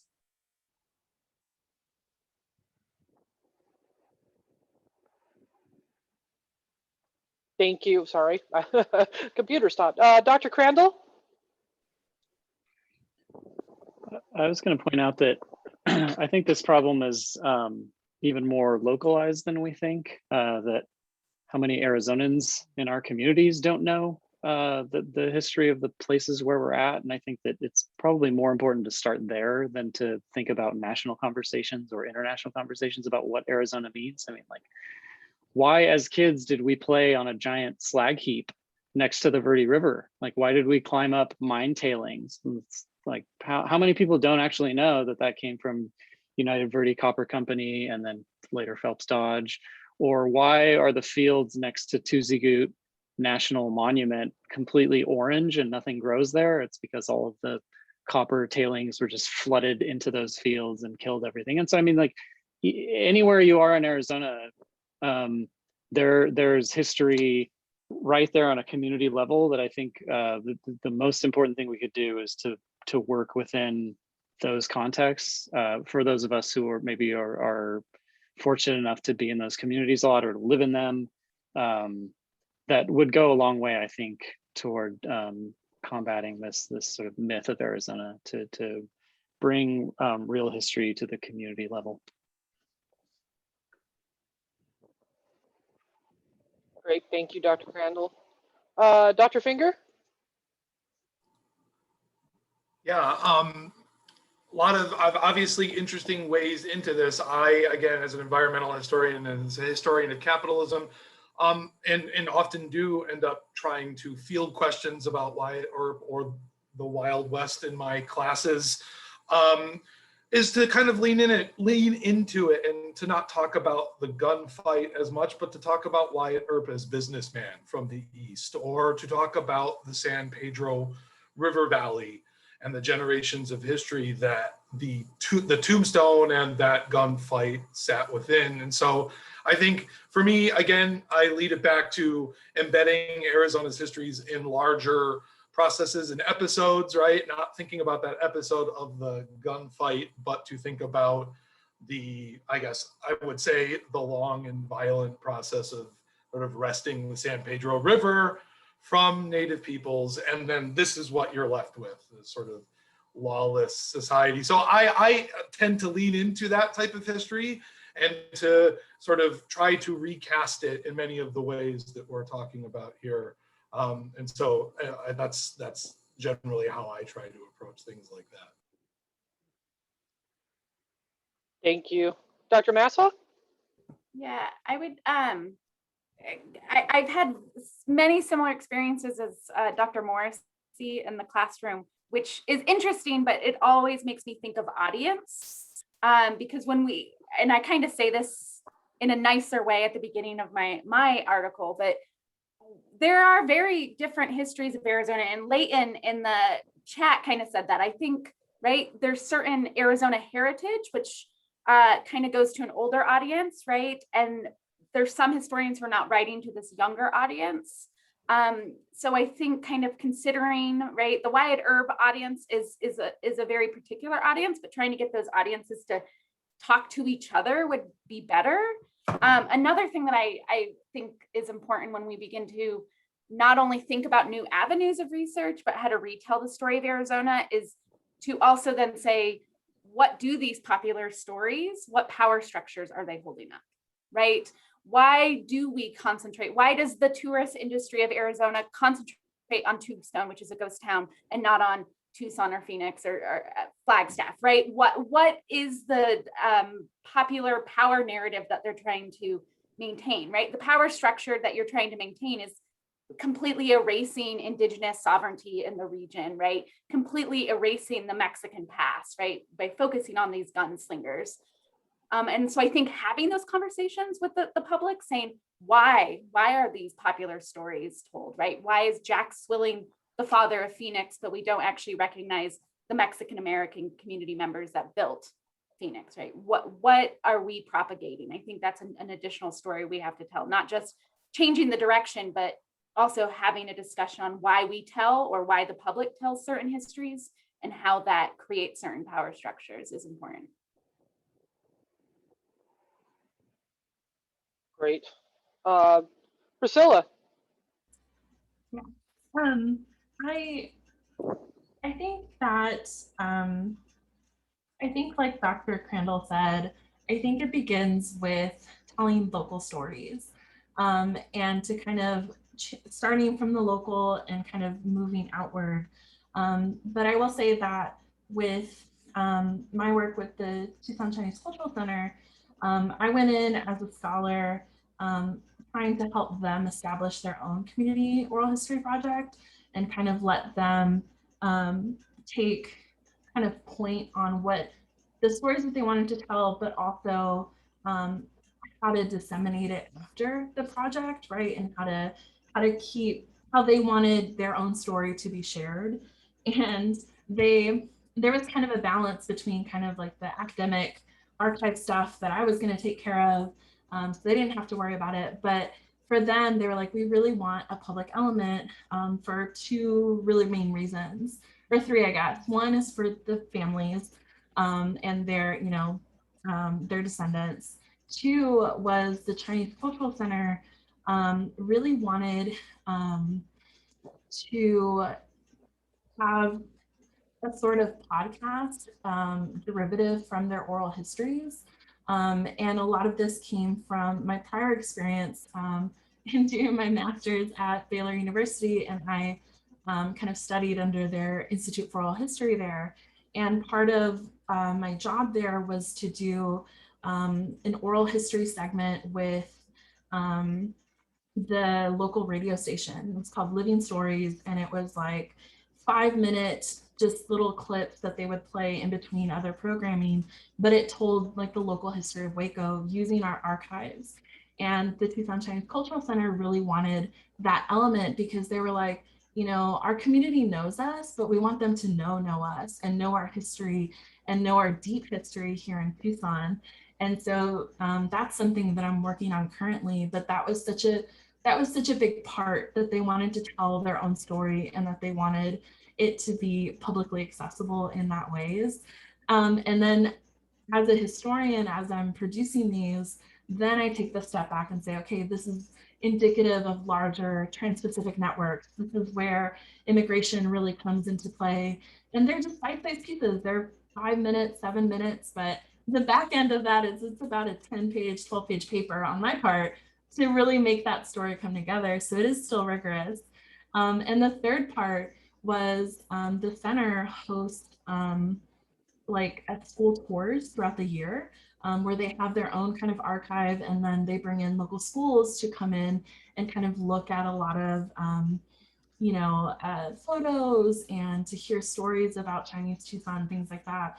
And they also wanted that oral history element to complement that in a form of exhibit, but it was targeted towards, K through 12 school tours. So I think a lot of that stuff is very local, and I think it begins local, but the stories are, national and transnational and global. So I think that not necessarily discounting the local stories as, just it's not as impactful. I think it is in those ways, and that's kind of a first step. And letting communities themselves really kind of set the pace for some of those stories is often very beneficial and very much needed. I agree, Priscilla. Community stories are my favorite. Dr. Benton Cohen, want to finish up this question and then we'll move on? Sure. I'm just really glad for the way that Priscilla couched that, because the Phelps Dodge project for me raises a ton of ethical questions, right? Of it literally being another extractive industry from these places. And I am well aware of that. And so I'm trying to tackle that on a variety of fronts, with the recognition that I'm also not permanently in Arizona, but trying to find some ways to negotiate that space. And so, for example, I'm planning, I'm David, you're now, to find an institution in Arizona. I'm hoping in 3 years to apply for an ACLS Mellon Scholar and Society Fellowship, in which you're embedded in a local cultural organization that gets programming for cultural programming and cultural and local programs, and is part of your larger scholarship, so that it is community centered as well as the individual scholarship. And even if I don't get that fellowship, that is a model I'm going to try to use with doing community archiving around. I'm doing a lot of oral histories, particularly around the 1980s Phelps Dodge strike. And I wrote a little bit about this in my piece in the American Historical Review about my role in Bisbee 17 and my role working in Cochise County more generally. And, you know, there's a lot of ethics around. Well, there's a lot of historians, let's be honest, who don't think about the ethics of doing this kind of social history at all. I don't mean I'm like patting myself on the back. I don't know that I have it right, but I mean, it's interesting. And then once you get into it, you're like, oh my God, like I have amassed so much privilege because of working people's stories. And, you know, there's various ways of trying to redress that or share it or, you know, pay it forward or whatever. But it's interesting because I'm writing my book proposal now and I'm building a lot of that in, and I'm, you know, using an agent and whatever. And I'm going to try to, I hope I won't get pushback about like all the kind of community oriented archives living in their communities, community archives that are digital so people can keep their artifacts, doing events and working with people in those spaces. Because I don't think I can just write a book that, you know, I hope this will be a big book because it has a kind of New York elite audience, because Phelps Dodge really funded most of New York's cultural institutions in ways that people don't fully understand. But I also recognize that that is not the only desired audience for my book. And I want it to reach a lot of other readers, and I also want it to not just be a book. So I just raised that because Priscilla really honed in on that, and it's really near and dear to me. And, you know, I have managed since I was, you know, 24 or 25 years old to have an ongoing working relationship with a lot of amazing local people in Cochise County, and I'm continuing that. But, you know, those commitments are time consuming in ways that I absolutely love, and, you know, but I don't know that I can do those over every Phelps Dodge community that I write about, you know? So, but then there's also the other side, like the ethics of it, that I also have access to spaces that some other people don't have. And that's a privilege that I can also use that knowledge to share. For example, I found literally a secret code book at the Dodge Family Foundation, their secret telegram code book for labor relations in the 1920s. And I get to tell people about that. So, you know, when we were talking about archives, I was like, I have found the holy grail of historians' things. I found a secret code book. But anyway, the rare chance to have your children actually express a minor interest in your work is really quite extraordinary. So anyway, that's a lighter note. But I think this issue of the fact that we are also an extractive economy in some ways is really weighty for me. And I just raise it. And I don't mean I'm alone in that, but that we all think about that in different kinds of ways. So that's all. Thanks, Katie. Well, we're right at time, but I just wondered if I could, excuse me, wonder if I could ask each of you to just maybe mention if you have a favorite book or journal article or any sort of that you would recommend. I'm going to jump in and just say Anita Huizar Hernandez's Forging Arizona, especially for understanding gender and race and kind of constructed narratives of Arizona. I really recommend it, and it's thin and it's extremely teachable. Dang, you took one of mine. It's terrific. She's a great colleague at the University of Arizona. You know, I've been thinking about what books I'd recommend on the history of Arizona, besides Tom Sheridan's Arizona History, I think is always a great starting point. But I often am asked to recommend a book on Arizona history for people who are not historians, but who have an interest in knowing more about the past. So I always ask them, what book do you know? And they know things like, if they're environmentalists, maybe Edward Abbey's Desert Solitaire or something. And then I use that to sort of think where I would go next, because there's so many great books. most recently, I had a lawyer friend ask me about a good book dealing with, early law. I sent him off to Katrina Jagodinsky's Legal Codes and Talking Trees. I'll let you know what he thought about that. Just feel free to jump in. It's a free for all. I want to second Eric's recommendation of Marshall Weizsäcker's Dreaming the Sheep in Navajo Country. It's lyrically beautiful, and it does a lot of, it does a lot of the things that Mo talked about learning to read the land in the past and how it changed. It is moving in writing about kind of the inequalities of kind of indigenous life in the 20th century, and particularly Native women's lives. And it's one of, I cribbed from it so much, I was terrified that Marcia was going to write to me and being like, ask, what are you doing? So it's absolutely just one of my favorite books, not only of Arizona history, but of history itself. I love Mo's article about a figure that I learned to call Carlos Montezuma, his 2015 Journal of Arizona History article. I think for a non-specialist audience or for a specialist audience, it is a great way of showing the connections between Yavapai history and broader histories. And it's just such a compelling story. I remember pulling that off the shelf and I sat down on the floor of the library and I didn't get up until I finished reading the article. So I think that's a marvelous way to get started if you're not reading a lot of Arizona history.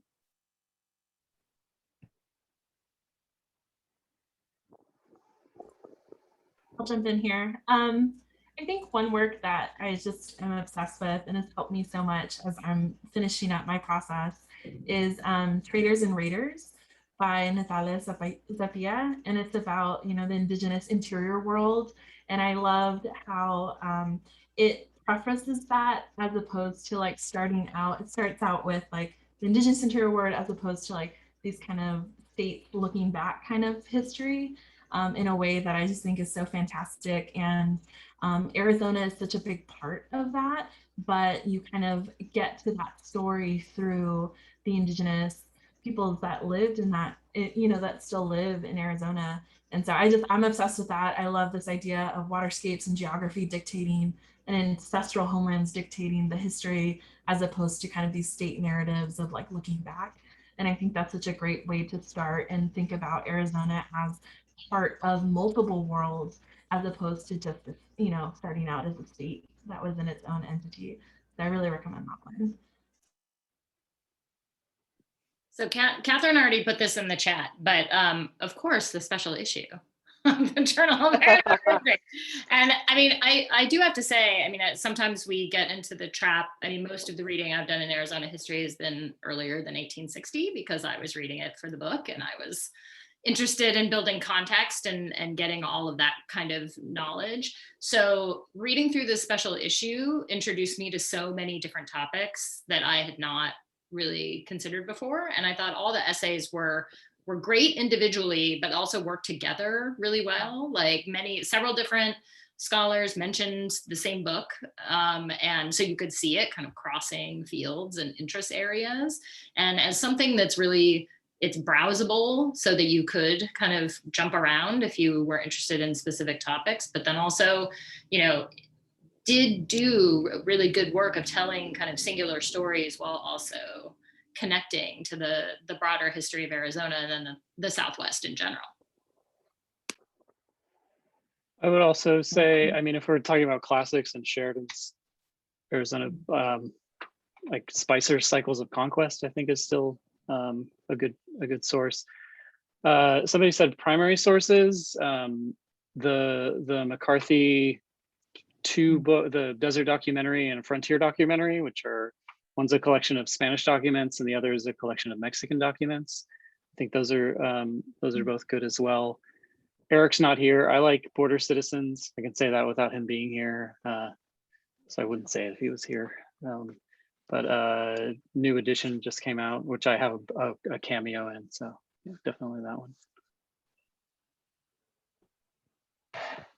Great, thank you. Did everybody get a chance to give a recommendation, or did we miss anybody? I'll jump in. One of the books that I thought was really amongst the most evocative history books I've ever read is Mesa of Sorrows by James Brooks, which attempts to embed Hopi history in just really fantastic ways. It's in many ways a murder mystery. It's written well. It is a fantastic book that one of the few books in recent years where I sat back afterwards and really thought long and hard about what I had just read in many different ways. So I really do recommend that book too.